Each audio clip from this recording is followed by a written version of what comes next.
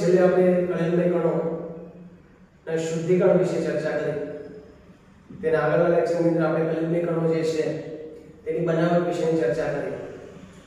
હવે મિત્રો વાત કરીશું કલિલમય કણોના એટલે કે કલિલમય દ્રાવણના સંખ્યાત્મક ગુણધર્મ અને રંગ વિશે માહિતી. તો એક બેઝિક માહિતી એટલે આપણને ખ્યાલ હોવો જોઈએ કે સાચા દ્રાવણોની અંદર કણોની સંખ્યા વધારે છે, જ્યારે કલિલમય દ્રાવણ જે છે એમાં કણોનો સમુચ્ચય છે. સમુચ્ચય એટલે એકઠી રચના છે, ઘણા બધા કણો જોડાઈને બનાવે છે કલિલ કણો. તો કલિલમય દ્રાવણની અંદર સમુચ્ચિત રચના હોવાને કારણે, સમુચ્ચિત કણો હોવાને કારણે સાચા દ્રાવણની સાપેક્ષમાં કલિલમય કણોની સંખ્યા ઓછી જોવા મળે. આ બેઝિક કન્સેપ્ટ છે, ખાસ ધ્યાનમાં રાખવાનું કે સાચા દ્રાવણની અંદર નાના નાના ઘણા બધા અસંખ્ય કણો છે. જ્યારે નાના કણો જોડાઈને કલિલમય દ્રાવણ બનાવે છે આપમેળે કણોની સંખ્યા શું થાય છે? ઘટે છે, કારણ કે સમુચ્ચિત રચના થઈ.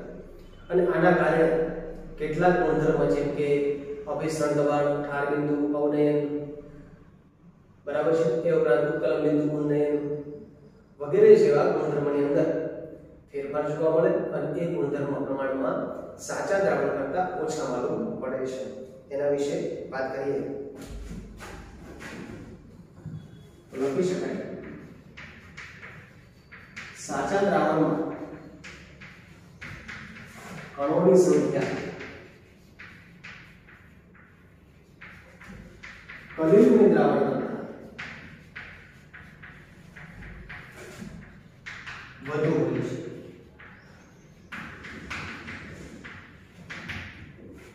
કારણ કે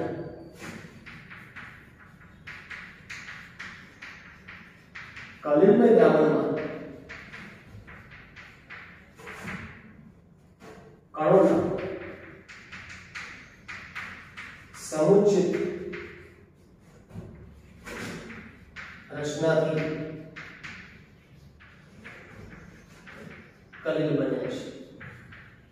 એટલે કે સાચા દ્રાવણોમાં જે કણો છે એકઠા થઈને કલિલની રચના બનાવે છે, પરિણામે ત્યાં કલિલમય કણો જે છે એની સંખ્યા ઓછી જોવા મળે. માટે કલિલમય કણોની સંખ્યા સાચા દ્રાવણ કરતા ઓછી જોવા મળે છે. અને આથી કેટલાક ગુણધર્મો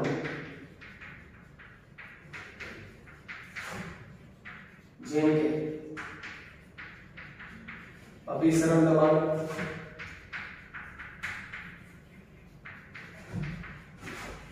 ઉત્કલન બિંદુ, ઉન્નયન, ઠાર બિંદુ, અવનયન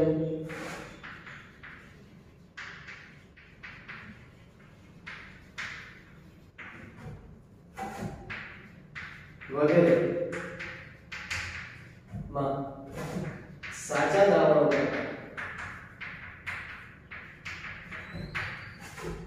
પ્રમાણમાં ઓછા માલુમ પડે છે.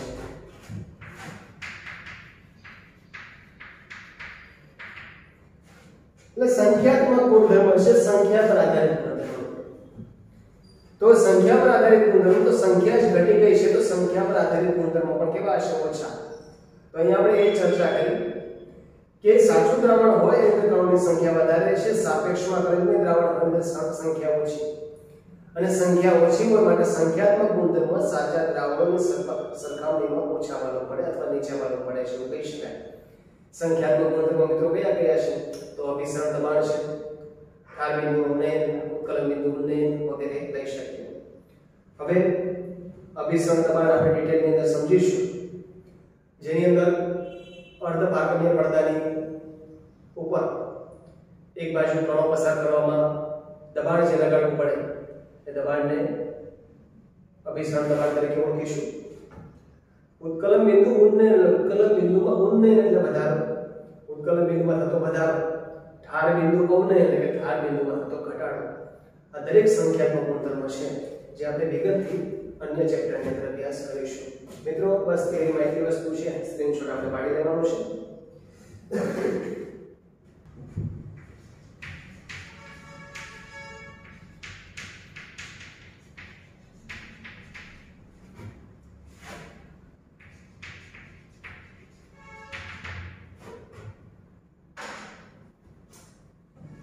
મિત્રો આગળનો પ્રશ્ન 29 નંબર ટિંડોલ અસર સમજ્યા. ટિંડોલ અસર તમે આ ઘટના જોયેલી હશે, એ પ્રકારની ઘટના છે. સામાન્ય રીતે વાત કરીએ તો કોઈ સમાન દ્રાવણ લઈએ, એ સમાન દ્રાવણને અંધારામાં મૂકીને પ્રકાશની દિશામાંથી એનું અવલોકન કરવામાં આવે. અંધારામાં મૂકી દઈએ છીએ દ્રાવણને અને પ્રકાશની દિશામાંથી એનું અવલોકન કરીએ તો એ દ્રાવણ સ્વચ્છ હોય એવું જોવા મળે સમાન દ્રાવણમાં. પરંતુ એ સમાન દ્રાવણને જ્યારે પ્રકાશ પુંજને આપાત કરીને કાટખૂણેથી અવલોકન કરવામાં આવે છે, બરાબર છે, એટલે કે જે પ્રકાશ પુંજ આપણે પસાર કરીએ છીએ ત્યાંથી કાટખૂણે આપણે અવલોકન કરવામાં આવે તો એવું માલુમ પડે છે એ દ્રાવણ જે છે એ કાળા રંગનું જોવા મળે છે. એટલે કે સંપૂર્ણ સપાટી એની કેવી દેખાય છે? કાળી. બે પરિસ્થિતિની આપણે વાત કરી મિત્રો. પેલું સમાન દ્રાવણને અંધારામાં મૂકી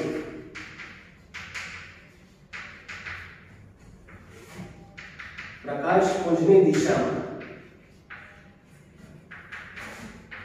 અવલોકન કરવામાં આવે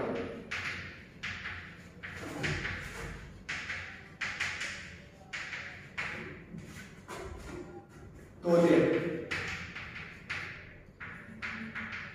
સંપૂર્ણ પારદર્શક દેખાય છે. આ એક મુદ્દાની વાત કે પ્રકાશ પુંજ જે દિશામાંથી આવે છે એ જ દિશામાંથી જો અવલોકન કરશું તો દ્રાવણ કેવું દેખાશે? પારદર્શક. પરંતુ પ્રકાશ પુંજની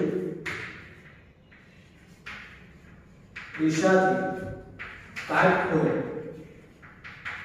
અવલોકન કરતા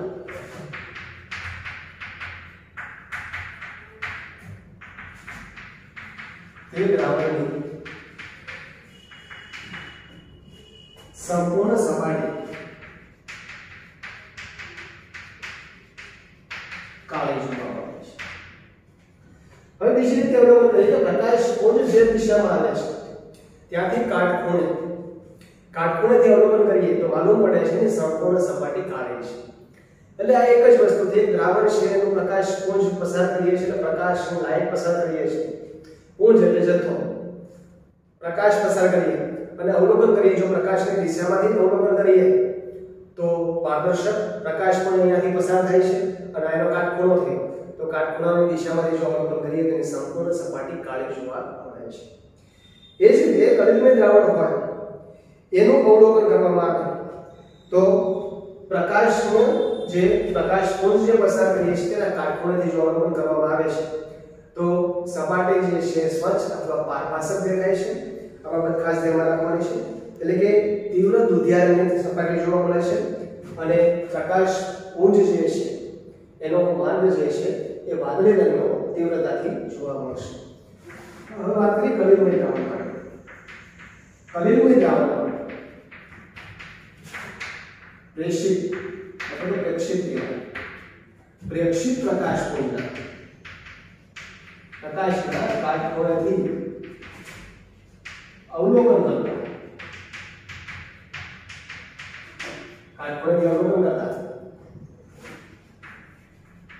દ્રાવણ સંપૂર્ણ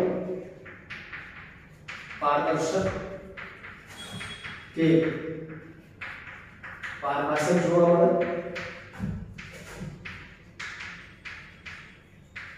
તેની સપાટી તીવ્ર દુગ્ધિ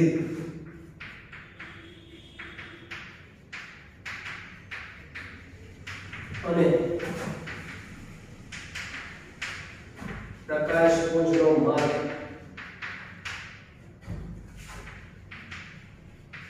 વાદળી રંગથી પ્રદીપ્ત થાય છે.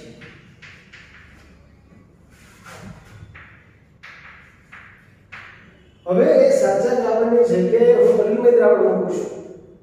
સાચા દ્રાવણની જગ્યાએ કલિલમય દ્રાવણ મૂકીને કાટખૂણેથી અભ્યાસ કરું છું તો માલુમ પડે છે કલિલમય દ્રાવણ જે છે એ પારભાષક જોવા મળે.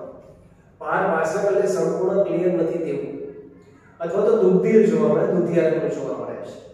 અને જે પ્રકાશના કિરણો એના ઉપર પડે છે એ પ્રકાશનો પુંજ જે છે એ તીવ્ર વાદળી રંગથી પ્રદીપ્ત થાય છે, એટલે વાદળી રંગની તીવ્રતાથી જોવા મળે છે. અને આ જે પ્રકાશનો પ્રદીપ્ત માર્ગ છે, તેજસ્વી જે શંકુ જોવા મળે છે તેને ટિન્ડલ શંકુ તરીકે ઓળખી શકાય. પ્રકાશના તેજસ્વી શંકુને શું કહીશું આપણે? ટિન્ડલ શંકુ કહેવાય છે. આ જે માર્ગ છે જે પ્રજ્વલિત થાય છે, જેને આપણે જોઈ શકીએ છીએ, એ શંકુને શું કરીશું આપણે? ટિન્ડલ શંકુ તરીકે ઓળખીશું. તો મિત્રો આ ટિન્ડલ શંકુની ચર્ચા કરી આપણે. હવે આનો સૌપ્રથમ અભ્યાસ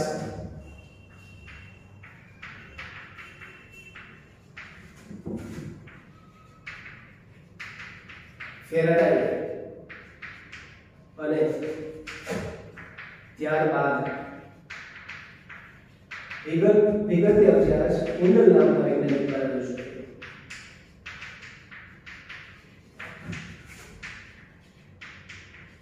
આથી આ અસરને શું કહીશું આપણે? ટિન્ડલ અસર તરીકે ઓળખી શકાય. તો અહીંયા બે જ કન્સેપ્ટ છે સામાન્ય રીતે સમજવા માટે. એક સમાન દ્રાવણ છે, આ સમાન દ્રાવણ ઉપર પ્રકાશ પુંજ પસાર કરું છું, પ્રકાશ પુંજની દિશામાંથી અવલોકન કરું છું, તો એ સંપૂર્ણ પારદર્શક છે. હવે સમાન દ્રાવણમાં પ્રકાશ પુંજની દિશાને બદલી હું કાટખૂણેથી અવલોકન કરું છું, તે કાળા રંગનું જોવા મળે. હવે આ સમાનની જગ્યાએ હું કીધું છું કલિલમય દ્રાવણ. કલિલમય દ્રાવણ છે, પ્રકાશ પુંજ કાટખૂણે આથી આવે છે, હું અવલોકન કરું છું તો પારદર્શક દુધિયા રંગનું જોવા મળે. આ જે પુંજ છે જે સપાટી પર પડે છે, કણો જે છે તેનો પટ્ટો એ દુધિયા રંગનો સોરી વાદળી રંગનો માનવો પડે છે. અને આ તેજસ્વી જે શંકુ જોવા મળે તેને ટિન્ડલ અસર તરીકે ઓળખી શકાય. ટિન્ડલ નામના વૈજ્ઞાનિકે વિગતે અભ્યાસ કરેલો હોવાથી એને ટિન્ડલ અસર કહીશું. બીજી એક વાત ખાસ ધ્યાનમાં રાખવાની, તમે અંધારો ઓરડો હોય કે રૂમ હોય એની અંદર સૂર્યપ્રકાશનું નાનું કિરણ આવતા જોયું હશે. આ સૂર્યપ્રકાશનું જે કિરણ છે તે રશ્મિઓ ઉડતા દેખાય, એ પ્રકાશિત શંકુ છે, બરાબર છે, એ પણ ટિન્ડલ અસર છે. રાત્રિના અંધારાની અંદર તમે લાઈટ શરૂ કરો છો બાઇકની અને એક લીસોટો જોવા મળે પ્રકાશનો. આ પ્રકાશના લીસોટાની અંદર ઉડતા જીવજંતુઓ હોય અથવા તો રશ્મિઓ તમે જોઈ શકો છો, તો આ પણ અસર ટિન્ડલ અસર છે. આ બાબત ખાસ ધ્યાનમાં રાખવાની. તમે બધાએ આ ટિન્ડલ અસર જોયેલી છે પ્રકાશનો શંકુ અથવા તો અંધારા દરમિયાન તમે ટોર્ચ લો છો અને જે શેડ પડે છે, બરાબર છે, એ પણ ટિન્ડલ અસર છે. અને કે તેજસ્વી જે શંકુ જોવા મળ્યો એ ટિન્ડલ શંકુ તરીકે ઓળખી શકાય. તો આ બધા જ બાબતો ખાસ ધ્યાનમાં રાખવાની. ટિન્ડલ અસર મહત્વની છે. આગળ કીધું એ પ્રમાણે જેટલું ચાલે એટલું હોમવર્કમાં વ્યવહાર લખવાનું છે, વ્યવસ્થિત મિત્રો તૈયાર કરવાનો, મિત્રો સ્ક્રીનશોટ પાડી દેવાનો છે. મિત્રો આગળનો પ્રશ્ન જોઈએ. ટિન્ડલ અસરની જોવા મળતા અવલોકનો વિશે નોંધો. તો ટિન્ડલ અસર વિશે આપણે શીખી ગયા પ્રમાણે ટિન્ડલ અસરનું કારણ અને હકીકત એ છે. હકીકત શું છે? તો ટિન્ડલ અસરનું કારણ અને હકીકત એ છે કે કલિલમય કણો એ પ્રક્ષેપિત થતા પ્રકાશનું અવકાશમાં પ્રકીર્ણન કરે છે, એટલે કે એનું પરાવર્તન કરે છે. એના ઉપર આખી ઘટના આધારિત જોવા મળે છે. તો લખી શકાય ટિન્ડલ અસરનું કારણ એ છે કે કલિલમય કણો અથવા તો કલિલ કણો એ પ્રકાશના કિરણો અવકાશમાં બધી જ દિશામાં પ્રકીર્ણન કરે છે. એટલે કે આ બધી જ દિશામાં પ્રકાશ પુંજ જ્યારે કલિલમય કણો પર પડે છે ત્યારે કલિલમય કણોના કારણે આ પ્રકાશ પુંજ જે છે પ્રકાશના કિરણો બધી જ દિશાની અંદર ફેલાવો થાય છે, પ્રકીર્ણન થાય છે. અને પરિણામે કલિલમય કણો પ્રકાશ પુંજ પ્રજ્વલિત થાય છે, એટલે કે પ્રકાશિત જોવા મળે છે. આ કિરણો એના પર પડે છે, પરાવર્તન પામે છે, પ્રકિરણની ઘટના જોવા મળે, પરિણામે આ પુંજનો જે માર્ગ છે, આ માર્ગ જે છે પ્રજ્વલિત થાય છે અને શું કહેવાય આપણે આગળ શીખી કે ટિન્ડલ શો. આ જ ઘટના જોઈ શકાય ચલચિત્રોમાં. ચલચિત્રો એટલે કે સિનેમા. સિનેમાની અંદર પ્રોજેક્ટર દ્વારા પ્રોજેક્ટ કરવામાં આવે કે આ પડદા ઉપર, બરાબર છે. આ દરમિયાન તમે જોયું હશે કે પ્રોજેક્ટરમાંથી જે પ્રકાશ નીકળે છે કિરણપુંજ, બરાબર છે, ક્યાં પડે છે પડદા ઉપર, એની વચ્ચે ધૂળના રજકણો ઉડતા તમે જોઈ શકો. આ ઘટના એટલે ટિન્ડલ અસર. આપણા માટે આ થિયરીની અંદર અગત્યનો માત્ર બે શરતો છે. એ બે શરત કઈ કઈ? ટિન્ડલ અસર ક્યારે જોવા મળે એના માટેની બે શરત ખાસ ધ્યાનમાં રાખવાની. ટિન્ડલ અસર માટેની શરત છે, પહેલી શરત એ છે કે ઉપયોગમાં જે પ્રકાશ લેવાય છે એ પ્રકાશની તરંગલંબાઈ કરતા પ્રક્ષેપિત કણોના વ્યાસ વધુ નાના ન હોવા જોઈએ. એટલે કે જે કણો પર એ પ્રક્ષેપિત થાય છે, પ્રકાશ પ્રક્ષેપિત થાય છે, એ કણોના વ્યાસ વધારે નાના ન હોવા જોઈએ. એટલે કે ઉપયોગમાં લેવાયેલ પ્રકાશની તરંગલંબાઈ કરતા પ્રક્ષેપિત કણોના વ્યાસ વધારે નાના ન હોવા જોઈએ. ખાસ ધ્યાનમાં રાખવાનું. બીજું, પરિક્ષેપિત કલાના અને પરિક્ષેપણ માધ્યમના વક્રીભવન ઘાતાંક મોટી માત્રામાં અલગ પડતા હોય છે. માધ્યમને કલા બંને સરખી ન હોવી જોઈએ. માધ્યમને કલા બંનેના વક્રીભવનના ઘાતાંકમાં ફેરફાર હોવો જોઈએ. અને વક્રીભવન ઘાતાંક કેવો હોવો જોઈએ? મોટો હોવો જોઈએ. વધારે હશે એટલું પરાવર્તન વધારે થશે અને એટલું સરળતાથી આપણે ટિન્ડલ અસરને અવલોકી શકાશે. તો બે શરતો છે. પ્રાથમિક શરત કહીશું એને આપણે. એ બંને શરતો ખાસ ધ્યાનમાં રાખવાની. ટિન્ડલ અસર જોવી હોય તેના માટેની શરત શું? શરત એ છે એક તો પ્રકાશનો ઉપયોગ કરીએ છીએ તો ઉપયોગમાં લેવાયેલ પ્રકાશની તરંગલંબાઈ, અને બીજું શું છે? પ્રક્ષેપિત કણ. તો પ્રક્ષેપિત કણનો વ્યાસમાં વધારે વાત કરીએ તો વધારે નાના ન હોવા જોઈએ. બીજું, પ્રક્ષેપિત કલાના માધ્યમના કણોના વક્રીભવનાંક જે છે મોટો તફાવત હોવો જોઈએ, મોટી માત્રામાં અલગ હોવા જોઈએ અથવા તો મોટો તફાવત હોવો જોઈએ. આપણે દર્શાવી શકીએ. તો અહીં આપણે વાત કરી ટિન્ડલ અસર ના અવલોકન વિશે માહિતી. આપણને સ્ક્રીનશોટ લેતો આપણે પાડી લેવાનો છે.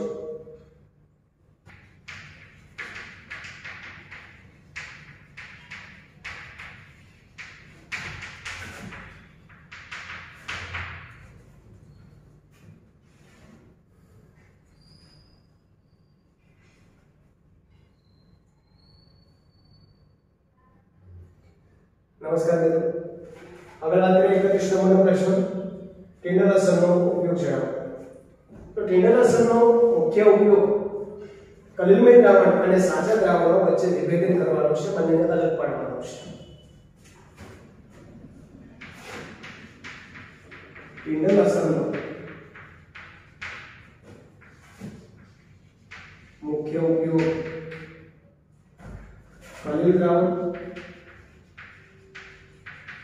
અને સાચા દ્રાવણો વચ્ચે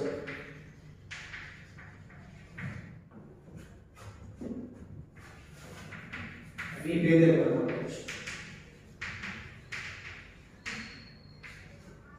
સાચું દ્રાવણ અને કલિલમય દ્રાવણ બંનેને અલગ પાડવા માટે આપણે ટિન્ડલ અસર જે છે ઉપયોગમાં લઈ શકાય. ઝીગો બોન્ડિંગ, ઝીગો 1903 આ પદ્ધતિનો ઉપયોગ કરીને અલ્ટ્રા માઇક્રોસ્કોપની રચના કરી.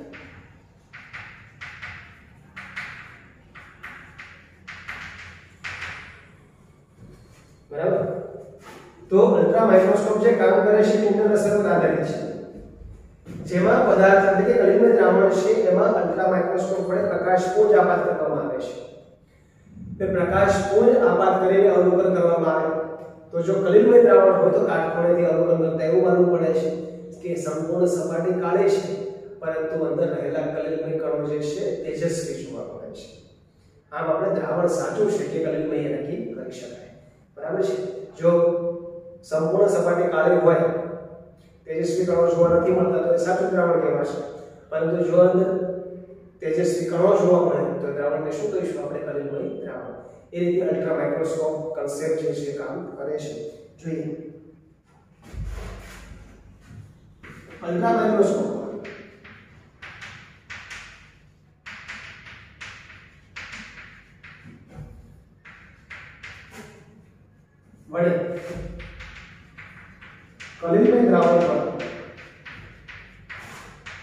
પ્રકાશપુંજ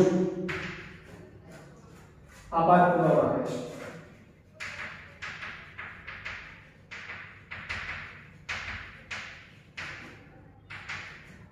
અવલોકન કરતા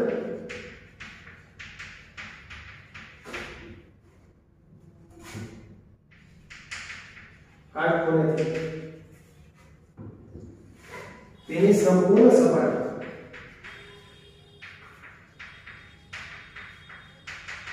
આને જોવા મળે છે અને તેની અંદર તેજસ્વી કણો માલુમ પડે છે અને તેજસ્વી કણો કયા છે? કલિલ કણો. સાચું દ્રાવણ હોય એ પ્રકાશના કિરણોનું પ્રકીર્ણન દર્શાવતું નથી. કલિલમય કણો પ્રકીર્ણન દર્શાવે છે, પ્રકીર્ણન દર્શાવે છે માટે તેજસ્વી જોવા મળે. તો અલ્ટ્રા માઇક્રોસ્કોપ કન્સેપ્ટ જે છે એ ટિન્ડલ અસર પર આધારિત છે. પ્રકાશપુંજ આપણે આપાત કરીએ, પ્રકાશપુંજ આપાત કરીને આપણે નક્કી કરી શકાય એ દ્રાવણ સાચું છે કે કલિલમય, અને ટિન્ડલ અસરનો ઉપયોગ પણ એ છે સાચું દ્રાવણ અને કલિલમય દ્રાવણ વચ્ચેનો વિભેદન પારખવા માટે. બરાબર? એવું કામ લખી શકીએ કે અલ્ટ્રા માઇક્રોસ્કોપ વડે અલ્ટ્રા માઇક્રોસ્કોપ વડે કલિલ કણો કદ તે રંગ વિશે માહિતી મળી.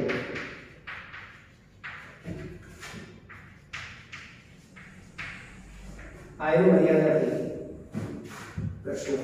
અલ્ટ્રા માઇક્રોસ્કોપની મર્યાદા.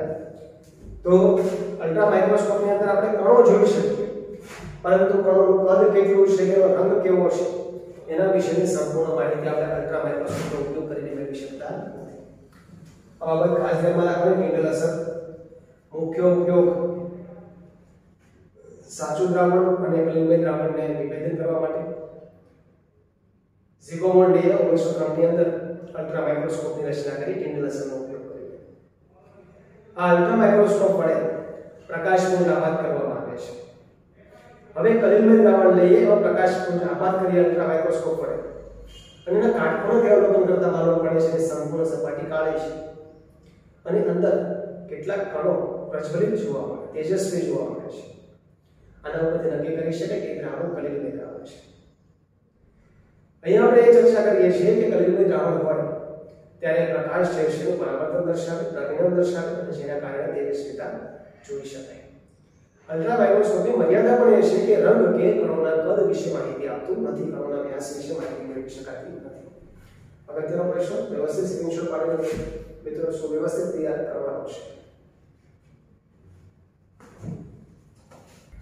મિત્રો આગળનો પ્રશ્ન કલિલમય દ્રાવણોમાં રહેલા કણો દ્વારા ઉત્પન્ન થતા રંગ અને તેના આકાર વિશે માહિતી આપો. તો આપણે આગળ શીખ્યા અલ્ટ્રા માઇક્રોસ્કોપ હોય રંગ કે આકાર વિશે માહિતી આપતું નથી, કદ વિશે માહિતી આપતું નથી. તો એના માટે વાત કરીએ તો રંગ વિશેની માહિતી મેળવી તો કઈ રીતે મેળવી શકાય? તો કલિલમય દ્રાવણનો રંગ, કલિલમય દ્રાવણનો જે કંઈ રંગ છે કોના પર આધાર રાખશે? પરીક્ષેપિત કણોથી પ્રકીર્ણન પામેલા, એટલે જે અંદર રહેલા કણો છે એનાથી પ્રકીર્ણન એટલે બહાર આવેલા જે પ્રકાશની તરંગલંબાઈ પર આધાર રાખે છે. એટલે કે પ્રકાશપુંજ તમે આપાત કરો છો કલિલમય દ્રાવણ પર, પ્રકાશપુંજ કલિલમય કણો સાથે અથડાઈને પ્રકીર્ણન પામે છે, ત્યારે પ્રકીર્ણન પામેલા પ્રકાશની તરંગલંબાઈ કેટલી છે એના આધારે તો રંગ નક્કી કરી શકાય. બીજું તરંગલંબાઈ. તરંગલંબાઈ કઈ રીતે નક્કી થાય? તો તરંગલંબાઈ એ કલિલમય કણોના કદ અને પ્રકૃતિ પર આધાર રાખે છે. એ કદ અને પ્રકૃતિ બદલાય તો તરંગલંબાઈ પણ ફેરફાર જોવા મળે છે. રંગ, પાછો રંગ નક્કી કરવો હોય કઈ રીતે કરી શકાય? તો રંગ તો અવલોકનકારની દિશા પર આધારિત છે. અવલોકનકાર કઈ દિશામાંથી અવલોકિત કરે છે, અવલોકન કરે છે એના આધારે તો રંગ નક્કી કરી શકાય. જેમ કે ઉદાહરણ દૂધ અને પાણીનું મિશ્રણ છે. દૂધ અને પાણીનું મિશ્રણ જે છે એમાં પ્રકાશપુંજ આપણે પસાર કરીએ છીએ એ દિશામાંથી અવલોકન કરતા વાદળી રંગ અને એના કરતા રિવર્સિબલ દિશામાંથી અવલોકન કરતા એનો રંગ કેવો જોવા મળે? લાલ. એટલે કે આખો આધાર જે છે અવલોકનકારની દિશા ઉપર પણ રહેલો છે. જેમ કે ઝીણા ગોલ્ડ સોલ હોય તો લાલ રંગના જોવા મળે, જેમ એનું કદ વધે તેને વાદળી રંગમાંથી ધીરે ધીરે સોનેરી રંગ તરફ રૂપાંતર પામે છે. એટલે કલિલ કણોના રંગ અને આકાર એ કલિલ કણોની પ્રકૃતિ પર, એના કદ પર આધારિત છે.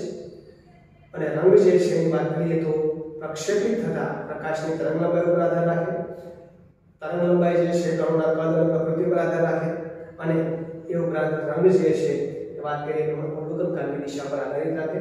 આ બંને MCQ માટે કરવાનું છે. આખો પ્રશ્ન ટિન્ડલ અસર એ પૂર્ણ થયો. ટિન્ડલ અસરમાં સૌપ્રથમ આપણે શીખ્યા ટિન્ડલ અસર એટલે શું, ટિન્ડલ અસર જે છે એની ઉપયોગિતા શું રહી શકાય, ટિન્ડલ અસર કઈ રીતે કાર્ય કરે છે, પ્રકાશ કોને કહેવાય છે, ટિન્ડલ શંકુ કોને કહીશું, એમાં ઉત્પન્ન થતા રંગ અને એ ઉપરાંત કલિકણોના આકાર વિશે પણ સંપૂર્ણ ચર્ચા આપણે કરીશું. તો આ મિત્રો વ્યવસ્થિત સ્ક્રીનશોટ આપણે પાડી દેવાનો છે.